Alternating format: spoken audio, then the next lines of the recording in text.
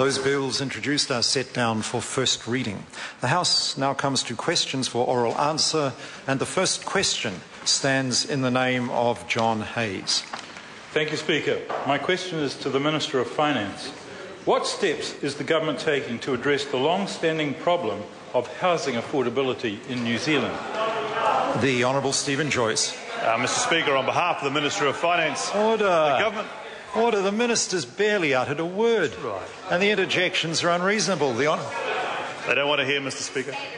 On behalf of the Minister of Finance, the government recently set out its plan to improve housing affordability. Point of order, the Honourable Trevor Mallard. Speaker, does business dress involve having one's Order. outside one's suit? Order. Order. That's enough. Order. Order.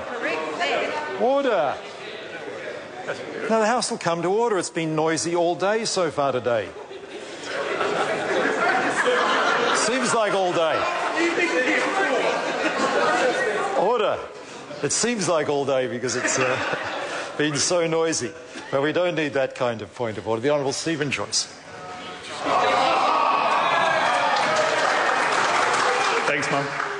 Mr. Speaker, on behalf of the Minister of Finance, the government recently set out its plan to improve housing affordability in its response to the Productivity Commission's a comprehensive 320-page report on the same subject. The government will work with councils to increase land supply, both greenfields and brownfields, reduce delays, costs and uncertainties of the RMA, including introducing a 6-month time limit on medium-sized consents, improve infrastructure provision and improve productivity in the construction sector. The plan builds on progress already made in housing, including the RMA reforms in 2010 for faster decisions, streamlining of the Auckland Unitary Plan and the government's ongoing and substantial investment in social housing. John Hayes. Thank you, Mr. Speaker. How will the government's plan improve housing affordability in New Zealand? The Honourable Stephen Joyce. Mr. Speaker, on behalf of the Minister of Finance, the government's view is you can't fix housing affordability without fixing the underlying drivers of cost.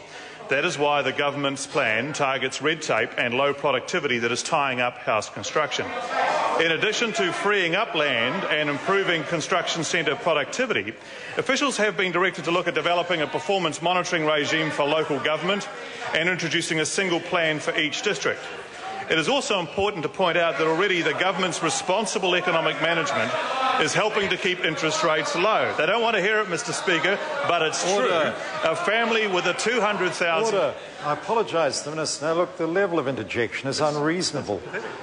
Members have every right to be able to hear the Minister. I would ask that answers not be too long. The Honourable Stephen Joyce. It's an important point, Mr. Speaker. The government's responsible economic management is actually helping to keep interest rates low, and that's very important in this context.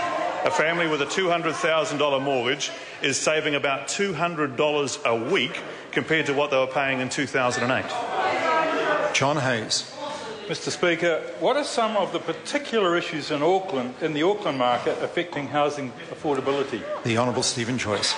Well, Mr. Speaker, on behalf of the Minister of Finance, one of the big issues in Auckland is the availability and price of land. The median cost of an Auckland section is nearly $320,000, which is around 60% of the cost of a house. And that compares with around 40% in the rest of New Zealand. And that's why the government is putting a big emphasis on land section availability in our biggest city. I have heard there are some people who believe there are thousands of sections around Auckland available for around $50,000 apparently. Now that's news to most people. I actually suspect we'd have to zone all the land to Taupo as residential before we'd get to that sort of price. John Hayes. Thank you, Speaker. Has he received any other proposals on housing affordability? The Honourable Stephen Joyce. Mr. Speaker, on behalf of the Minister of Finance, I have received a proposal that apparently would take $1.5 billion of borrowed money, magically build $30 billion worth of houses with it, provide those houses to people at low interest rates, but apparently at no cost to the government, and then get the $1.5 billion straight back again. Under this particular back-of-the-envelope plan, 2/3 of these houses will be apparently built in Auckland on all those widely available sections that sell for $50,000. a very esteemed colleague of mine has referred to this plan as fantasy land. The Honourable Annette Mr. King. Speaker, has he visited sites within the current Auckland city boundaries to view homes that have been built for $300,000, which are of quality and are affordable? If not, on what does including the land? If not, including the land.